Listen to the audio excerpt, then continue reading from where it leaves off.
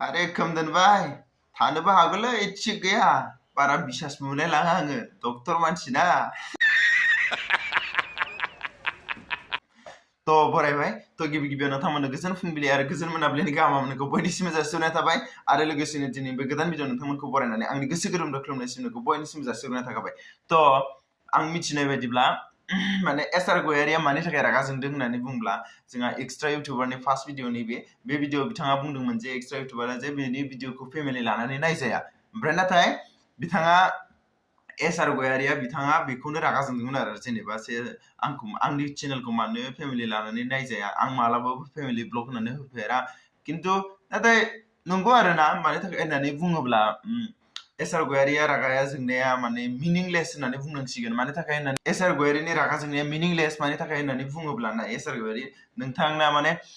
जाय चेनेला माने फेमिलि लानानै नायजाखाया आरोना तो बेखौ डाइरेक्टलि बुंना होबाय ओमफ्राय बेयाव रागा जोंलायलायनो इमान दरखार गैया मानि थाखाय होननानै बुङोब्ला माने बिथांनि चेनेला माने निउस आपडेट नालाय तो बिथाङा साबमिट खालामनानै होबाय ओमफ्राय नाय नोंथाङा फ्रि अफ प्रमोशनसो जालाङो आरोना बेफोरखौ लानानै इमान दावराव जानाया मोजां नङा नाथाय जों माखासे मिनिगोन आरोना तो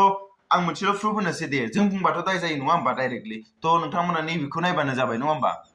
बेखौ नायबानो जाबाय आं नैबेखौ साबमिट खालामना होनोसै आं जेबो फरायलाबो जेबो बुंलाबो तो नोंथांमोना मोनसे मोजां कमेन्ट नुयो नामा बिथांनिफ्राय दे नाय बे मोनसे फेसबुक पेजनि फिसो दै आं बानायनाय नङा आरो जोंनि जेबो आखाइ गैया बेयो कन्ट्रोभार्सि जानायनि सिगांनो खामोन बेयाव नायदो तो जाबाय दानिया बेखिनियाव बेखौबोनो फोजोबबाय आङो बेखायनो बुङो रायजोफोर नोङो ड्रेस खुलिनानै एबा खान्दा खुन्दा गाननानै फेम मोनगोन साबस्क्राइबार मोनगोन लाइक्स मोननो हागौ कमेन्ट मोननो हागौ खिन्थु नोंथाङा समाजाव सन्मान मोना देखा आपने लापरवाही का नतीजा बिथाङा मैयानि भिडिअआव लास्ट भिडिअ होनायाव फट' होआखैमोन आरोना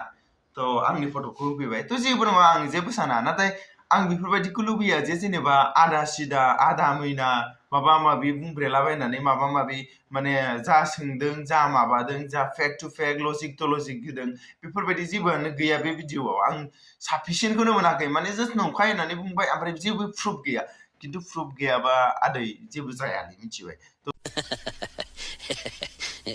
तो आंनि थांनाय भिडिअआव फेक टु फेक लजिक टु लजिक होदोंमोन नाथाय जेबो बिनि थाखाय रिप्लायानो गैया माने उदां सिदां उल्थां फाल्थांसो तो दानिया आङो मोननैसो बाथ्राल' बुंनो सानबाय नाय जा आङो माने चेनेलखौ भिजिट खालामोब्ला जेब्लाबो भिजिट खालामो जे एबाउट सेक्सनाव आरो नोंथांमोना नैबाव बिथांनि आपल'ड स्पेलिंआनो जायाखै आरो भिडिअ स्पेलिंखौनो लिरनो रोङा नोंथांमोना नायदो एबाउट सेक्सनाव मोजाङै होमबा आरो आं मा रिप्लाय होबावनो रायजोफोर ओमफ्राय दानिया आं मोनसे खोथा बुंबावनो सानबाय जे बिथाङा एभ्रि सिंगल भिडिअ टाइटेल दोनो जे माबा न्यू बड' फिल्म न्यू बड' मुभि अरे भाई ये कौन सा नया तरीका है मुझे भी बताना हम भी सीखेंगे हम भी व्यूज लेंगे मानि थाखाय होननानै बुंब्ला पाब्लिकखौ चुतिया खालामगासिनो आरो नों जिथिया फिल्म होननानै मुभि होननानै मिथियो ना माखौ मुभि होननानै बुङो बे मोनसे स्क्रिप्ट जानांगोन बे मोनसे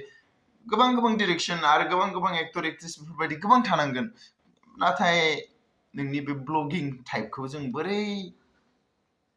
फिल्म होननानै मानिगोन दे एभ्रि सिंगल भिडिअ नोंथांमोना स्क्रल खालाम नायलांबाय था बेखौ माबा होनाथ' फिल्म होना फिल्मानो अबसे फिल्म मानि फिल्म मिथिगौ गुचि हमनायनि बड़ा हरामी हो बेटा माबा जानायनि माबा नालेबनि माबा ड्रेस देखायनायनि मिथिबाय मानि फिल्म बिदिखौ वेबसाइटआवसो बांसिन मोजां नुयो तो जेखियानो जाया आं बारा बुंबाय थानो नागिरला तो नाय गिबियाव जोंहा नोंथांमोनाबो बर' सुबुं आंबो बर' सुबुं जेथिया नोंथाङा जुदि माबा मोनसे मावो अब्ला बियो इन्टारनेसनेल एबा बर' हारिल' नङा बेयाव अल वर्ल्डआनो गासिबो नायो आरोना अल वर्ल्डआनो नायो इउटुब होननाय बुस्थुखौ बिनिखायनो आरो लोगोसेनो जों नायोब्ला होमब्ला एसे सोर क्रिएटरा भिउसआथ' मोजां थाङो आरो लोगोसे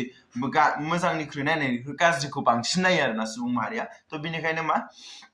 जोंनि बर'नि नोंथाङा दख'ना गामसा बेफोरखौ गानो बेखौ माने रिप्रेजेन्ट खालामनायथ' होना जोंनि बेफोरबायदिखौ रिप्रेजेन्ट होनला जोंनिखौ माने लांफानाय बेफोरबायदिथ' नङा नोंथाङा माने माखासे समाव नै दख'ना सिङाव हाबबाय जास्ट दख'ना माबा नुहां जालायबाय होमबा बर' हारिया मान सनमाना बहा थांखो नोंथाङा जे दख'ना गाननानै सिनायथि होदों बर' होननानै अब्ला नोंनि बर' हारिनि बे गाननाय जोमनायफ्रा माथो नोंनि मान सनमानजों थांफाबाय मा बे दख'ना सिङाव हाबना थाहैनाय मानाय बेफोर कन्टेन्ट नङाथ' यार थानाय जानाय माबा दुदु जाना थानोसै माबा देखायनोसै माबा साइजआ बिसिबां माबा माबि आरे बेफोर कन्टेन्ट होनना बुङो थानाय जानाय उन्दुनाय खुदुमनाय बेफोरलाय बोरै कन्टेन्ट जाथावथाव नङा होमबा थ' जोंनि बर' हारियाबो मान सनमान थांफायो आरो लोगोसेयैनो जोंहा मा बर' इउटुबार नङा होमबा बर' इउटुबार होनबा गासिबो जोङो बर' इउटुबाव जेसेबां क्रिएटर खालामो एबा जों जेसेबां भिडिअ आपलड खालामो बेबो गासिबो बर' इउटुबार नङा होमबा थ' जों गोबां जोंनि ग्रुपावबो एसे सावरायलायदोंमोन बुंलायलायदोंमोन गोबां सिगांनिफ्रायनो आरोना बे एक्सट्राजों कन्ट्रोभार्सि जानायनि सिगांनो जोङो गोबां सावरायदोंमोन जे जों बुंनो सानबाय थादोंमोन बुङासै नाथाय दायो बुंफानाय जाबाय जे नाय गासिबो बुंगोन जे बर' पाब्लिकआ बर' इउटुबारफ्रा गासिबो एखे गोजा माबा गावनि हिन्जावनि माबा बडिस माबा गुथि हमलायनाय बेफोरखौसो देखायबाय थायो होननानै बुंलायगोन बुंखायोबो आरो गोबाङैनो जोंखौ प्रेसार बेफोरबायदि हरो थ' बेनिखायनो बेफोरखौ होनाया बारा मोजां जाया आरो गावनि उन्दुनाय जानाय मानाय गावनि हिन्जाव माबि बेफोरबायदि टाच खालामनाय मानाय बेफोरखौ होनाया मोजां नङाथ' सासे बदनाम जायोबानो आरो लोगोसेनो गासै इउटुबारानो एखे होननानै जोंनाबो आरो बर'फ्रा बुंनाय हुदा दंखायो थ' जिखियानो जाया आं बेफोरखौ पाब्लिक बुंनायखौ एसे बाद होबाय नाथाय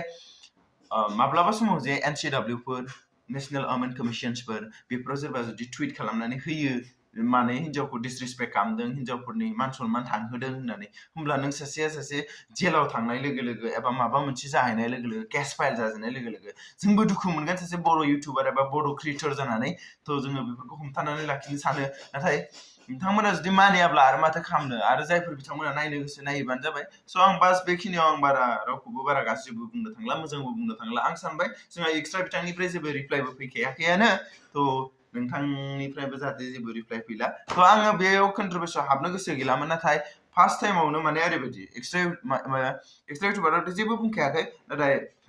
SR गयारि बिथाङा मा खालामदों मोनसे माबादों बियो कमिउनिटि पस्ट होदों बेयाव आंखौबो टेग खालामदों आंनि नामखौबो होफानानै दोनदोंमोन थ' ओमफ्राय बिथाङा बुंदों फार्स्ट टाइमाव बास जि जाबाय जोब्बाय आंबो दुखु मोनला आरो नोंथाङाबो दुखु मोनला होननाय बेफोरबायदि पस्ट होनानै दोनदोंमोन नाथाय बिनि उनावसो बिथाङा रेगुलारलि भिडिअ होबाय थादों माने बिदि होननानै लाइकफोरखौथ' माबानो हाखाया खुलिनो हाखाया थ' नाथाय माबा उल्थाथिं बे नंखाय बे नङा बिदि जास्ट प्रुफ गैया लजिक गैया बे बाथ्राजोंसो फैदों स' आं लास्टाव बेखौनो बुंबाय कन्ट्रोभार्सि जाबाय थाबा आरो जोंनि अडियन्सफ्राबो गावस्रायो आरो जोंनि बर' पाब्लिकफ्राबो जेबो बेफोरबायदि लुबैखायानो थ' बास एक्सट्रायाथ' सिरिखा जेबो रिप्लाइबो होखायाखै आरो लोगोसेनो SR गयारि बिथाङाबो जाहाथे बेफोरखौ एसेयावनो फोजोबो आं बेखौनो लुबैयो जास्ट आंनि भिडिअआ बेसेनोसै आरो नोंथांमोना मोजां मोनदोंब्ला लाइक कमेन्ट शेयार खालाम आरो गोदानै फैदोंबा साबस्क्राइब खालाम